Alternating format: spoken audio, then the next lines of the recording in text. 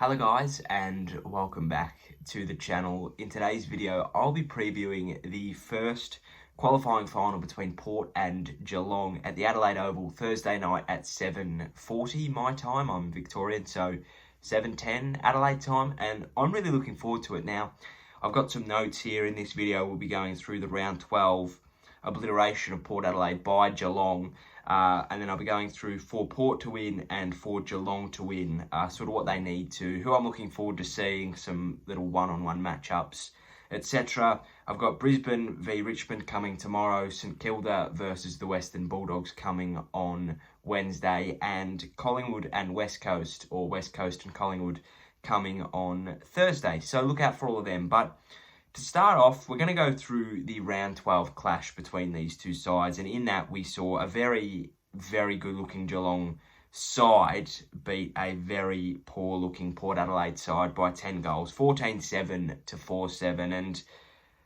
it was exactly that. They kept Port Adelaide to a goal to half-time and then kicked 10 goals to 3 in the second half. So you're not going to lose many games when you can do that. Kept them 11 scoring shots to 21. It was just an all-round great performance from Geelong. And my first note is the ruck discrepancy. Now, both of these teams have got evolving rucks. Geelong haven't really had a ruckman per se for a while. They got Reece Stanley, who is decent. But when I think of a ruckman, I think of Brodie Grundy, Max Gawn, Paddy Ryder, Rowan Marshall, even Nankervis and Naismith, etc., etc. So neither of these teams really have one. I guess Peter Ladhams is growing and he's going to be really good, but he's not at that level yet. And with midfield such as Geelong's and Port Adelaide's running around, it's a very difficult contest to win, because he could win the hitouts 35-2, but if he's not doing much with them, what are those 35 really doing? You know, if he's not getting them down to your Tom Rockliffs or your Robbie Grays, your Sam Powell-Peppers, instead he's handing them right to Dangerfield, you're going to be in for a long night. So I feel like he is going to be really pivotal in this match. And my next note is, does Scott Lysett or Ladhams play? Now, in that match, Lysett played because Ladhams was suspended, as was Dan Houston. So both of them could be really interesting matchups to bring in, very interesting people to bring in, especially Houston. Now, the reason I say, does Scott Lysett play, is because he did really, really good things in the ruck against Reece Stanley. 32 hitouts to 20, so he was well up on that. And he was doing some good things with them, 31 clearances to 30 in Geelong's way. So he's actually, he's doing quite well with the ball. And that's why I posed the question. Port Adelaide fans, does Scott Lysett play? Because somebody can do that. Somebody who can even up the clearances with his hitouts to advantage over Geelong. That's pretty special. So, and he's got that experience as well. Premiership ruckman. Played in finals. Ladhams hasn't. So it's going to be really, really interesting to see who they bring in. I'm assuming they're going to stick with Ladhams just because he's the future of the club. Ladhams is doing some really good things, and Lysett's sort of out the door. He's not out the door, but he's definitely not in the door as much. Maybe they put him down forward instead of a Boyd Woodcock or something on the bench, just to give him a bit of a helping hand, because if that clearance work really starts to go the other way in Geelong's favour, they're going to need somebody to step up. Clearance kings. Geelong are elite around the clearances. That's how they hurt you. They just get in, get under, get out, and that's what they're so good at. They use it to their advantage every time. They go out wide to Guthrie or to Menegola. I'm only saying Guthrie because he's an all-Australian wingman, and then they just go direct. And that's why they're so bloody good. They're efficient inside 50. It is really good to see when that midfield's on. Dangerfield can run through like a bullet train.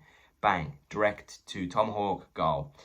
Tomahawk v Charlie is going to be a really interesting, head-to-head. Charlie couldn't really get off the leash. Tomahawk definitely got off the leash, as he has all year. Tomahawk has gone to another level when we thought it was Charlie's year, and I think this is a big opportunity for Dixon to prove himself. Feels weird calling him Dixon instead of Charlie, but he needs to have a big game, and the Port Adelaide midfielders need to provide for that. The Port Adelaide defenders need to make sure that Tomahawk does not get a run at it, because the moment he does is the moment you lose the game. Both of these forwards have that knack about them that if they're on, they're on. Two juggernauts, like, it's really your Brereton v your Lockett sort of thing. I was going to say your Brereton versus your Dunstals, but that makes no sense. Plus 60 uncontested possession, Geelong win the game. That's how many uncontested possessions they were up against Port Adelaide. That is what they do. Kick and mark. Kick and mark. Kick and mark. Methodical, slow, boring, maybe, but it works. As I said in my How Did Geelong Win the Premiership, if you do that for long enough, teams like Port Adelaide, teams like St Kilda, teams like the Dogs, even as far down as your Gold Coasts and your Carltons, they will break. And they have all year. Kick and mark, slow, boring, methodical, get it up there. Teams become impatient, and that's what Port Adelaide did. Whenever they got the ball, they were like, nah, stuff this. We've got to move it quickly. That's when your mistakes happen. That's when your turnovers occur. That's when you get hurt on the rebounds. So Geelong just need to do that. They need to just do what they've been doing all year, and they should have no problems. For Port, it's their game to win and Geelong's to lose, even though it's at Adelaide. As I said to a friend, the Adelaide Oval probably gives you a 3-goal advantage, in my opinion. So they're still down by 7 goals. They've got to try and make up 7 goals from somewhere. And it'll be really interesting to see how they respond, because that game wasn't too long ago and not too much has changed. Geelong, if anything, have only gotten stronger with the additions of Selwood and Ablett. I get it too. Port Adelaide are bringing in Houston, who's a really good player. Some other players have found their form. Rockcliffe, people are starting to come together. But whether it comes together against Geelong is another question. For Port Adelaide to win, they need to bring their pressure game. They are the number 1 team in the competition for tackles. They are the number 1 team in a lot of areas around the ball, and they just need to bring that. They're really good inside 50 if you give them the chance. They've just got to get that chance.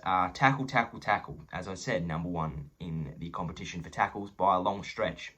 Lock down the midfield. I do not care if you need to rely on your wingman to carry that midfield, but as long as you can play hard roles on Dangerfield, Selwood, Ablett, Menegola, and that's the thing with Geelong, they've just got depth. You take one out, somebody else will come. Tom Atkins will rise up to the party. So that's what they've got to do. They've got to try and lock down that midfield as best they can and hurt them with their run. Port Adelaide are quite a fast-running team, and they're really good on the fast break if they're given the opportunity. Use your run and take Geelong's uncontested game off them. That's just what you've got to do. You've got to make sure that you're getting your 1%ers, your smothers, your spoils. Don't try and hit the ball back in. Try and hit it out, because it sets it up. What Geelong do really well, marking contests. They get numbers behind the ball. Dixon up against 2, ball comes to ground, Geelong will sweep it up, handball, handball, handball, maybe a kick, kick, kick, switch, bang, they're off again. So what you need to do is, if Charlie's in a 2-on-1, make a beeline for the ball and hit it out, because then you've reset, there's numbers around the ball, it's a stoppage. You're probably going to back your ruckman in that situation. As I said, take Geelong's uncontested game off them, get through to quarter time unscathed. This is Port Adelaide's first real crack at a finals campaign for a long time, and this is, I guess, one that they probably should win. Top of the ladder all year from round 1 to 18. I know that they've been second a couple of times, but they've ended every round on top, and that is a credit to them. Get through to quarter time unscathed means that last time they scored 1 behind to quarter time against Geelong. They're going to be nervous. Home final. There's a lot to prove. So if they can get to quarter time, a draw, up, or just down, they're in a better position than if they've not scored a goal and they're losing in every single aspect of the game. Sacrifice Jonas for the greater good.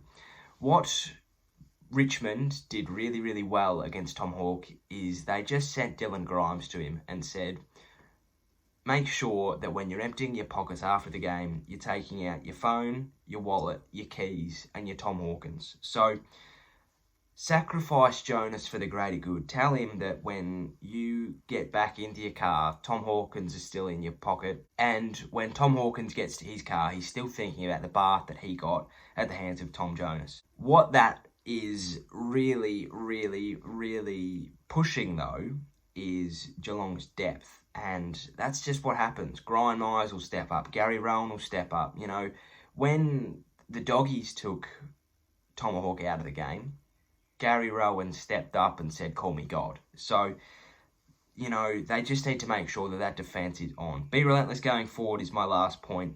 Their inside 50 efficiency last time was utter poo. They've just got to rectify that and just make every single aspect count. For Geelong to win, it's pretty simple, really. Possession footy, kick and mark, you know. Be that slow, methodical, annoying bastard that you've been all year, and you'll be all right. Brute through the midfield, you've got some balls in there. Menegola, Selwood, Dangerfield. Yeah, they're just going to get it forward at all costs. Use Port's nerves to get the jump early. Do exactly what you did last time, and that'll work. And that's it. Like, I mean, I know that I'm like a broken record. Just do what you did last time, it'll work. It's that easy. If it was that easy, Richmond would have sewn up the premiership by round 5. But it's not how it is. But Port Adelaide are going to be nervous. Geelong have got those cool heads. They've got Brownlow medalists. They've got a flurry of premiership players, Carji Grieve medalists. You know, they've got a lot of people in that team that have done a lot of good things. So they are really going to hurt Port early if they can get the jump. And then my last note is hurt Port with your other 4 options. Gary Rowan, Brian Myers, Jack Stephen, I'm looking at you. If Tomahawk's getting into a bit of strife, help him out, because that's how you're going to win the game. Tomahawk's not going to win you. He can win the Coleman. He's not going to win your grand finals just yet. Not if he's coming up against those defenders that, you know, he just doesn't have that in him. But if you can give him an option, help him out, break for space, you know, make some space for yourself, even just get out of the way and give Tomahawk a direct run, you're going to go a lot further to winning the game. I think Geelong win this, regardless. I think it's huge if Port Adelaide can get up. If Port Adelaide win this game, I don't think they can be stopped, because they've got a pretty good run home. They'll have, say they win, they'll go to the preliminary final. They're either going to play a St Kilda, Western Bulldogs type team that they probably should beat, or they're going to play a depleted Richmond or Brisbane who have come off a big loss. So that's really interesting. If they lose, however, they're going to come up against a Collingwood or a West Coast, who again is no slouch, or they're going to then come up in the prelim, so they get past the semi or the elimination. Then they're going to come up against a Richmond or a Brisbane, and that's not fun either. So it's a really difficult final series for all teams, but I think that a win here, it really improves your chances mentally. I'm going to back Geelong by a couple of goals. I'm expecting a massive fight back from Port Adelaide, and hopefully they can get the job done, because one of my best mates is a Port Adelaide supporter. Anyway, we move on. Thank you for watching. If you enjoyed, please give us a like and a subscribe down below. Hope you're enjoying all this AFL content. As you've seen on my community post thing, I've got my weekly schedule. There's a cool little short film coming at the end of the week that should be some fun. So look out for that. Take care, stay safe, cheerio, sayonara, and goodbye.